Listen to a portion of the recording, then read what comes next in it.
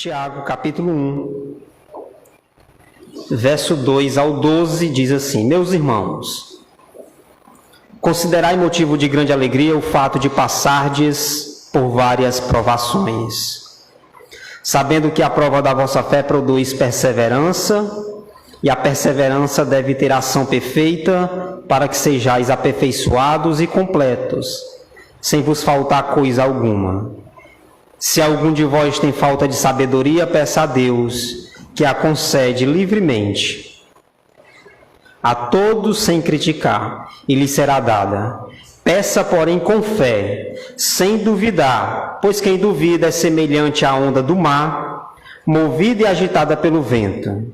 Tal homem não deve pensar que receberá do Senhor alguma coisa, pois vacila e é inconstante em todos os seus caminhos. Mas o irmão de condição humilde deve gloriar-se na sua alta posição, e o rico na sua humilhação, porque passará como a flor silvestre.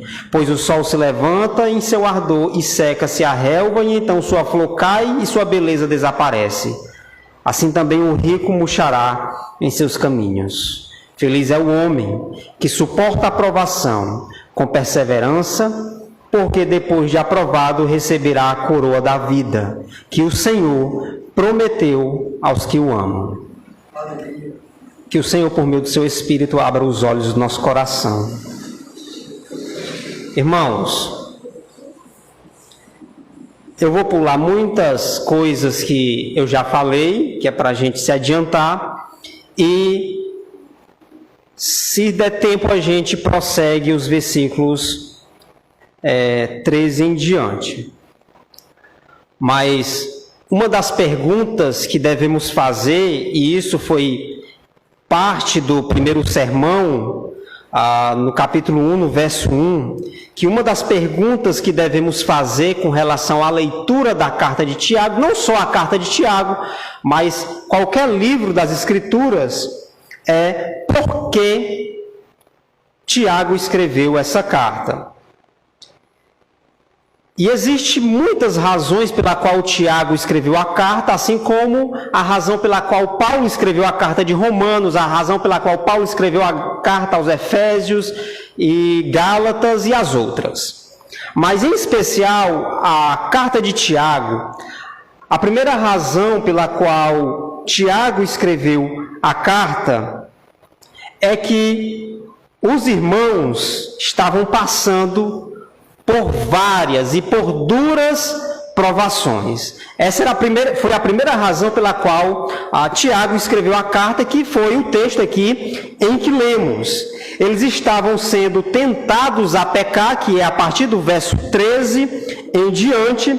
Alguns crentes estavam também sendo humilhados pelos ricos, enquanto outros estavam sendo roubados pelos próprios ricos. A quarta razão é que alguns membros da igreja também estavam buscando posição de liderança. Uma outra razão é que os crentes estavam também falhando em viver o que pregavam. Então a gente vê esse tipo de problema aqui que Tiago vai tentar solucionar e resolver. Outros crentes estavam também vivendo de forma completamente mundana, é uma das razões também que Tiago vai tratar, e escreve a carta e vai tratar em sua carta. Outros não conseguiam dominar a própria língua. Perceba que é uma carta completamente prática, né? De contexto prático, para aplicar as verdades do Evangelho na nossa vida cotidiana, na nossa vida prática. Outros estavam se afastando do próprio Senhor, ou seja, se desviando, e havia crentes também que estavam vivendo em guerras uns com os outros. Então a gente percebe essa série de problemas que Tiago está tratando aqui na carta. Quando nós lemos as epístolas ou qualquer livro da Bíblia, a gente deve sempre ter essa pergunta em mente: por que o autor escreveu esse livro? Ora, fato interessante, quando a gente lê um pouco de Judas, que Judas, logo nos versículos 2, ele diz: irmãos, quando eu me empenhava a falar sobre a nossa comum salvação, eu senti a necessidade de vos escrever a batalhar de uma vez por toda pela fé. Por quê? Porque os cristãos estavam sendo atacados por falsos mestres. Muitas vezes acontece a mesma situação, irmãos.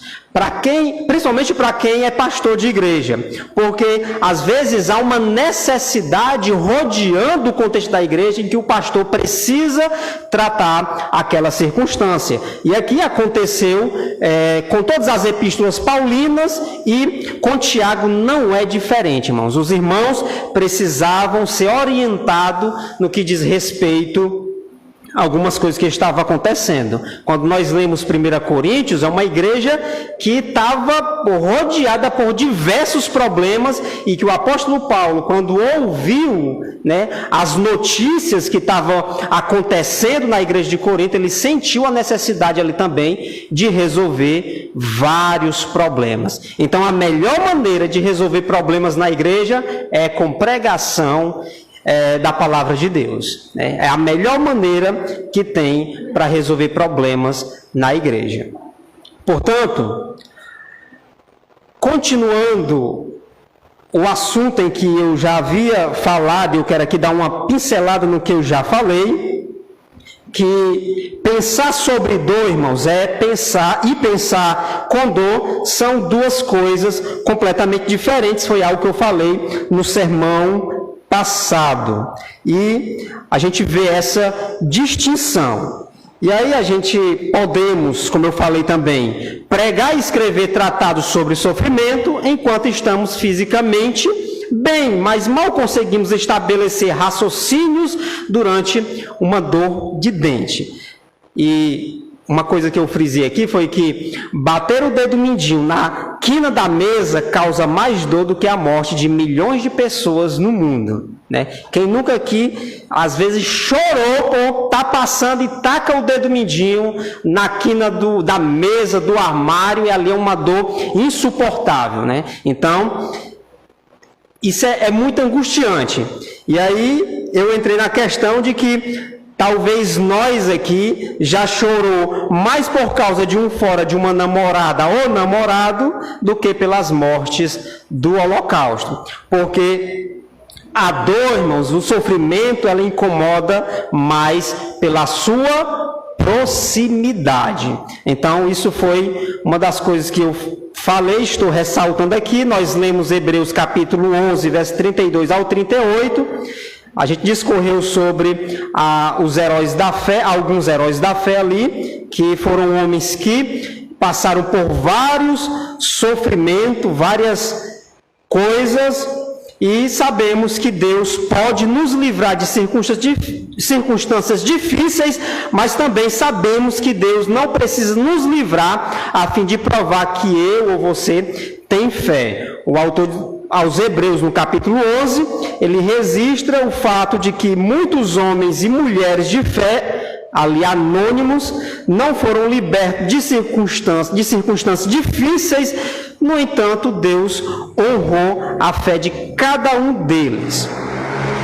E aí, o tema do sermão que eu propus aqui para os irmãos foi transformar tribulações em triunfo, e que foi o que a gente leu também em Hebreus capítulo 11, que muitos homens do Antigo Testamento transformaram tribulações, momentos de sofrimento e dor em triunfos. E aí a gente atentou para 4 verbos no texto em que lemos, que o primeiro verbo é considerar, que está aí no verso 2, que devemos considerar. Tiago vai dizer: meus irmãos, considerai motivo de grande alegria. Como se ele dissesse: levem em conta isso, que é motivo de alegria passar por várias provação. O segundo verbo que a gente discorreu aqui está no verso 3, que é saber, sabendo que a prova da vossa fé produz perseverança. E aí, o terceiro verbo está no verso 4, que é o verbo deixar, que está até implícito, né? Porque a gente não vê a palavra deixar, mas quando a gente lê o texto, diz o seguinte: e a perseverança deve ter ação. Já que deve ter ação, é porque eu devo deixar que Deus opere. Então, é esse o verbo que a gente vê, e aí a gente vai para o quarto verbo, que foi onde que nós paramos, que é o verbo pedir, que está aí nos versos 5 ao 8, que diz o seguinte: se algum de vós tem falta de sabedoria, Tiago vai dizer, peça a Deus que a concede livremente a todos, sem criticar, e lhe será dada. Aí ele repete de novo no verso 6, peça, porém, com fé, sem duvidar, pois quem duvida é semelhante à onda do mar, movida e agitada pelo vento. Tal homem não deve pensar que receberá alguma coisa, pois vacila e é inconstante em todos os seus caminhos. Em outras palavras, irmãos, esses são os 4 elementos essenciais para a vitória em meio às provações. Aí, nós tratamos aqui sobre uma atitude alegre em meio às provações, uma mente esclarecida, uma volição ou vontade submissa e um coração confiante, que é o verbo pedir. A gente vai discorrer aí sobre os versos 5 a 8, sobre o verbo pedir, um coração confiante. Eu não vou repetir os outros pontos, porque senão a gente vai se demorar um pouco mais. E a minha intenção aqui é terminar essa perícope, essa parte do texto, para a gente prosseguir com outros assuntos. O texto diz o seguinte: se alguém de vós tem falta de sabedoria, peça a Deus que a concede livremente a todos, sem criticar, e lhe será dada. Peça, porém, com fé, sem duvidar, pois quem duvida é semelhante à onda do mar, movida e agitada pelo vento. Tal homem não deve pensar que receberá do Senhor alguma coisa, pois vacila e é inconstante em todos os seus caminhos. Os destinatários aqui, irmãos, da carta de Tiago, estavam tendo dificuldades até para orar. Quem nunca aqui passou por tribulações adversas, irmãos, existiu também na mesma condição, né? Em dificuldade para orar. Quando nós lemos Tiago capítulo 4, verso 1 ao verso 3, a gente percebe isso. No capítulo 5, dos versos 13 em diante, a gente percebe que a oração é um dos temas que permeia a própria carta de Tiago. Então, qual deveria ser o conteúdo de suas orações ao passarem por várias dificuldades enviadas por Deus? E Tiago dá a resposta: pedir a Deus sabedoria. Então, é isso que Tiago orienta aos crentes. Tiago discorre, irmãos, extensivamente sobre a sabedoria no verso 5, no capítulo 3, no verso 13 ao 18, que ele fala lá de uma sabedoria maligna. O povo judeu amava a sabedoria, como comprova o livro de Provérbios. Alguém disse, irmão, que conhecimento é a capacidade de demonstrar coisas, enquanto sabedoria é a capacidade de montá-las. A sabedoria é o uso correto do conhecimento. Alguns até invertem aqui, né, a palavra de sabedoria e conhecimento, que são duas coisas completamente distintas, completamente diferentes. Todos nós conhecemos indivíduos que não passam de tolos bem informados. Tem muita gente assim, tem um histórico acadêmico brilhante, mas não são capazes de tomar as decisões mais simples da vida. Tem pessoas que são formadas, né? Têm conhecimento, mas no que tange a tomar decisões sábias, são completamente tolas, até mesmo para instruir outras pessoas, porque a sabedoria é necessária ao passar por tribulações. Por que é importante termos sabedoria ao passarmos por várias tribulações? Porque não pedir força, graça ou mesmo livramento. Por um motivo, irmãos, a fim de não desperdiçar as oportunidades que Deus nos concede de amadurecer. Só passa vitorioso por tribulações, irmãos, quem pede sabedoria. E essa sabedoria, irmãos, nos conduz a uma maturidade. O fato de muitos cristãos, quando passam por diversas provações, por diversas tribulações e abandonam a fé, se desviam, ou se afastam, ou começam a reclamar da vida, é porque eles não pedem sabedoria para lidar com aquela situação. Talvez é o que falta muitas vezes em nós, é sabedoria. E isso nos conduz a uma maturidade e assim conseguimos transformar tribulações em triunfos. Caso contrário, impossível. E aí Tiago orienta os irmãos aqui da carta, os dispersos, para que peçam sabedoria para saber lidar com as provações. E ele não diz, peça graça. Não é errado pedir graça em meus tribulações, mas ele não diz, peça graça, peça livramento, né? Ele diz, peça sabedoria, para você saber lidar com as tribulações, com os sofrimentos, com as angústias, peça sabedoria. Então, a sabedoria ajuda a entender como usar as circunstâncias para nosso bem e para a glória de Deus. Eu penso, irmãos, que quando estamos orando por uma pessoa que está passando por tribulação e sofrimentos, nossa petição deve ser para que ela tenha sabedoria e que Deus lhe conceda a sabedoria para não desperdiçar essa experiência. Muitas vezes nós desperdiçamos as experiências da vida. Tiago não apenas explica o que pedir, que é a própria sabedoria, mas também descreve como pedir. Devemos pedir com fé. É o que ele nos orienta. Não é preciso temer, pois Deus deseja responder e não irá nos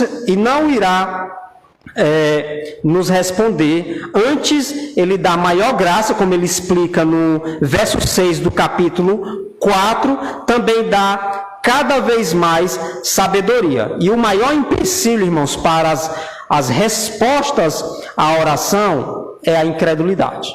Um coração incrédulo é o maior empecilho de recebermos a resposta de nossas orações. Tiago compara o cristão que duvida às ondas do mar com seus altos e baixos. Eu acho interessante essas figuras que Tiago usa, que são figuras pedagógicas, porque eu até falei aqui que quando você quer ensinar uma criança, as escolas usam esses métodos, né? Todo meio de ensino para orientar e ensinar crianças, usa figuras, imagens. E Tiago faz a mesma coisa aqui, porque para orientar cristãos imaturos, ele se utiliza dessas figuras, dessas imagens, para que eles tenham uma boa compreensão daquilo que Tiago quer nos dizer.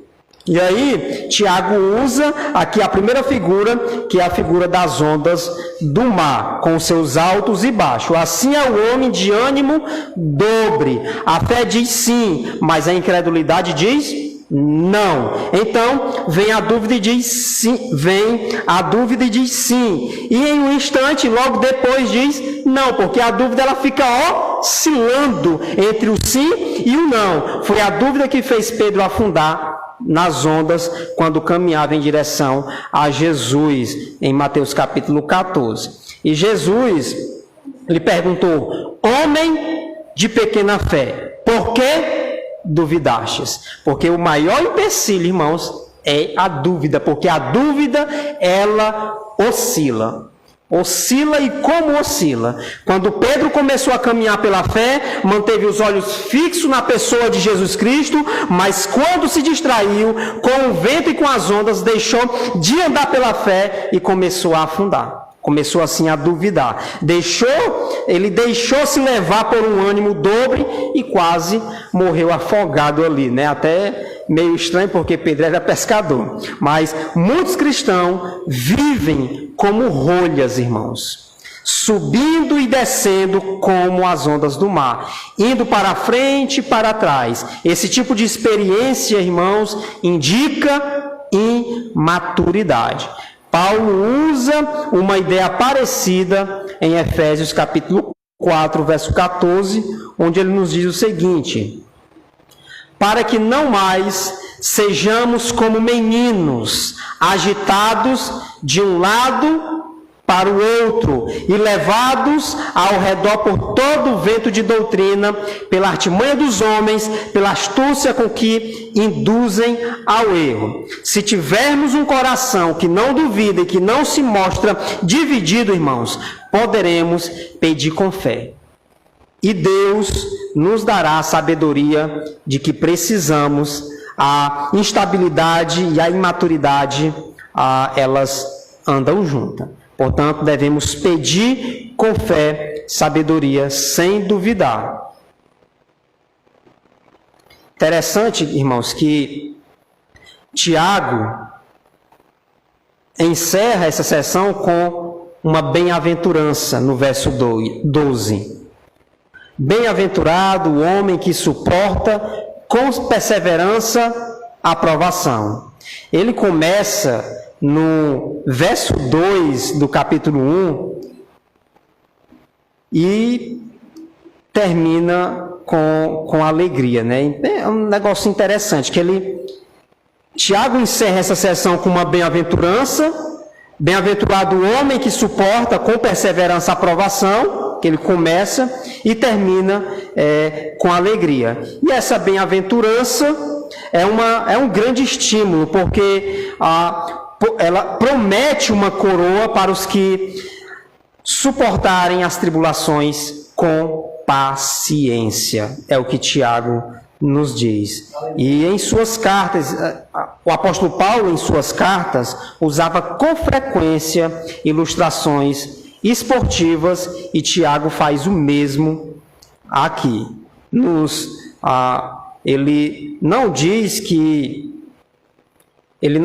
que o pecador é salvo a suportar as tribulações, mas sim que o cristão é recompensado ao perseverar em meio às provações. De que maneira ele é recompensado? Em primeiro lugar, irmãos, pelo crescimento em caráter cristão. É a maneira pela qual o cristão é recompensado. Mais importante do que qualquer outra coisa, também é recompensado ao glorificar a Deus e receber a coroa da vida quando Jesus Cristo voltar. Então, Deus não nos ajuda removendo as provações, mas sim fazendo com que elas trabalhem em nosso favor, que foi algo também que nós falamos, que o sofrimento e a dor, irmãos, que Deus nos envia, ela trabalha em nosso favor e não contra nós. O fato de sermos cristãos não vai nos isentar de maneira alguma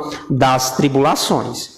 Então, primeiro a cruz, depois a coroa. Esse é o caminho do Evangelho. Primeiro a cruz, depois a coroa. Primeiro o sofrimento, depois a glória. Não adianta buscar outros atalhos que não tem. Se uma pessoa ou uma pessoa que se diz cristã busca outro atalho, ela não é cristã de fato.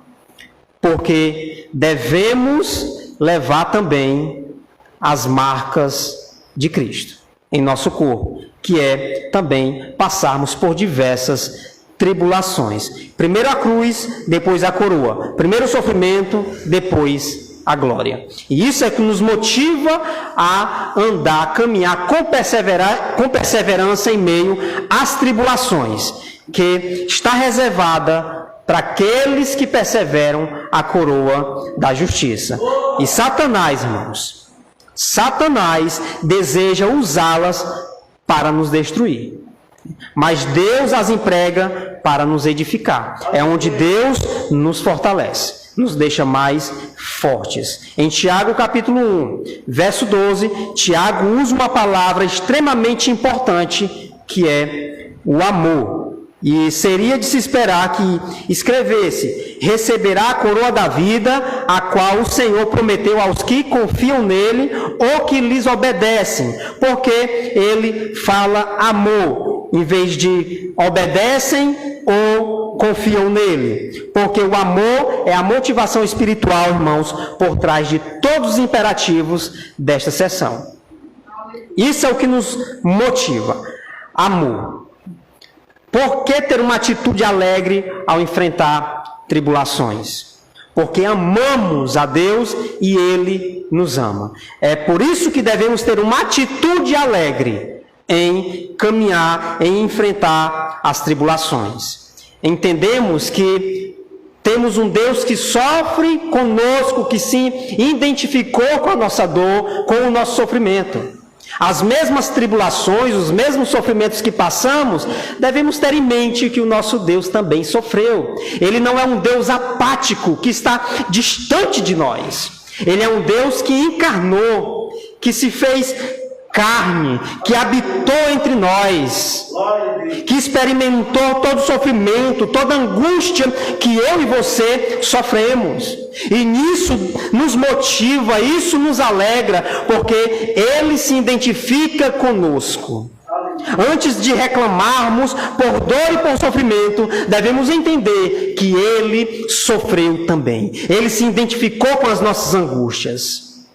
Ele teve fome, como eu e você temos. Ele sentiu sono, como eu e você sentimos. Ele sentiu dor, ele sentiu angústia, como eu e você só sentimos. Ele chorou, como eu e você choramos também muitas vezes. Esse é o Deus que se identifica.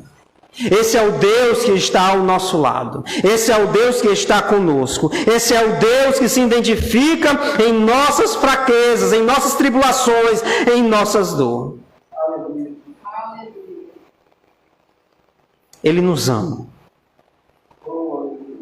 Portanto, Ele não fará coisa alguma para nos prejudicar. Aproveite o máximo cada tribulação, cada deserto que passamos. Melhor o deserto, irmãos, do que o pináculo do templo. Melhor o deserto do que os lugares altos. Porque sabemos que no deserto Ele está caminhando conosco. Ele caminha conosco na fornalha ardente de fogo. Ele está conosco. Na fornalha ardente da existência humana. Porque temos uma mente esclarecida, porque Deus nos ama e compartilhou conosco a sua verdade. E nós retribuímos esse amor, o amando, compartilhando também. Porque temos uma mente esclarecida, irmãos. Ele compartilha conosco a sua verdade. Porque temos uma volição, uma vontade submissa, porque amamos a Deus, onde há amor, há submissão e obediência. Onde há amor, há submissão e obediência. É o que nos motiva, é a força que nos faz caminhar em obediência, em submissão, porque o amor é o que faz nos dar força a essa submissão e essa obediência. Porque temos um coração confiante, porque o amor e a fé andam juntas. Quando amamos alguém, confiamos nessa pessoa e não hesitamos em pedir a sua ajuda. O amor é a força espiritual por trás dos imperativos que Tiago aqui nos apresenta no verso 12. Quem ama, irmãos, quem ama a Deus, não tem dificuldades em considerar, não tem dificuldades em saber, deixar e pedir. No entanto, há outro fator envolvido. O amor nos mantém fiéis ao Senhor. O cristão que ama de fato a Deus, ele se mantém fiel até o fim. Independente das tribulações que vivemos ou passamos. olhando para a cruz, nós entendemos que ele se identificou conosco no sofrimento e na dor. E nós não temos razão, pelo menos no sofrimento humano, para abandonar a Deus. Porque nós temos um Deus que se identificou conosco, que olha a nossa dor, que sentiu de perto as nossas angústias. No entanto, o amor nos mantém fiel ao Senhor. A pessoa de ânimo dobre, como diz Tiago no verso 8, é como o marido ou a esposa infiel, irmãos. Quer amar tanto a Deus quanto ao mundo. É uma pessoa de ânimo dobre. Tiago admoesta, Tiago exorta, Tiago orienta, Tiago ensina. Vós que sois de ânimo dobre, limpai o coração, no verso 8 do capítulo 4. Limpai o coração. E o termo aqui traduzido por limpai significa literalmente tornai casto. A imagem é a de um amante infiel. E aí eu quero voltar aqui um pouco sobre aquela questão que eu já falei sobre do desmame. A criança que ama sua mãe e que está certa de que é amada por ela, será capaz de passar por essa fase e de começar a desenvolver e a crescer, ter maturidade. O cristão que ama a Deus e que sabe que é amado por Ele, irmãos, ele não se desintegra quando Deus permite que venham as tribulações. Ele está seguro no amor de Deus e ele persevera em meio às tribulações. Não tem ânimo dobre, não tenta amar tanto a Deus quanto ao mundo. Ló era um homem de ânimo dobre. Quando sobrevieram as tribulações, ele fracassou terrivelmente, irmãos. Abraão era amigo de Deus, amava a Deus e confiava nele. Quando sobrevieram as tribulações, triunfou e amadureceu na fé. O propósito de Deus nas tribulações é a maturidade. Deus quer que sejamos maduros. Tiago nos diz, ora, a perseverança deve ter ação completa, para que sejais perfeitos. E a palavra perfeitos aqui, irmãos, é a palavra teleios, maduro. Para que vocês sejam maduros. E íntegros, em nada deficientes. Ou como diz claramente a tradução da NVI, do verso 4, diz o seguinte: portanto, deixem a perseverança crescer, agindo plenamente em vocês. Porque quando a perseverança de vocês estiver, afinal, plenamente crescida, vocês estarão preparados para qualquer coisa. E serão fortes de caráter, íntegros, sem que lhes falte coisa alguma. É a tradução da NVI. Se isso é o que desejamos, por amor a Cristo, devemos considerar, saber, deixar e pedir. Considerar, devemos ter uma atitude alegre em meio às tribulações, em meio à dor, em meio ao sofrimento. Saber, uma mente esclarecida, que Deus compartilhou essa verdade conosco. E nós agora sabemos, entendemos. O verbo deixar, uma vontade submissa, irmãos. Uma vontade completamente submissa a Deus e ao seu senhorio. E o verbo pedir, um coração completamente confiante. Peça sabedoria com fé, sem vacilar e sem duvidar. Esses são os princípios que permeiam essa parte, essa perícope do texto em que lemos. Considerem, o verbo considerar, saber, deixar e pedir. Amém? Em uma outra oportunidade, a gente vai falar sobre o assunto a partir do verso 13, que é como lidar com a tentação. Aqui nós, nessa perícope em que lemos, nós vemos o autor tratando de tribulações, de circunstâncias exteriores. E a partir do verso 13 ele vai falar de circunstâncias interiores que acontecem dentro, que é a tentação. Então perceba que o que está permeando a carta de Tiago são assuntos sérios e aplicáveis à igreja contemporânea. Amém? Vamos orar? Paizinho, nós te rendemos graça pelo privilégio de estarmos na tua casa, de aprender, Senhor, essas verdades. Aplica ela em nossos corações. No poder do Teu Espírito, Senhor, que possamos, a cada dia, pelo poder do Espírito, ser triunfantes em meio às tribulações e nos mantendo perseverantes, Senhor. Devemos ter por motivo de grande alegria o fato de, muitas vezes, passarmos por diversas tribulações, porque temos um Deus que se identifica conosco, que sofreu conosco e sofre conosco. Nós te agradecemos, tão somente, e que possamos ter uma vontade completamente submissa ao Teu senhorio, Senhor. Submissa somente a Ti. Nos ajuda. Em nome do Teu Filho Jesus.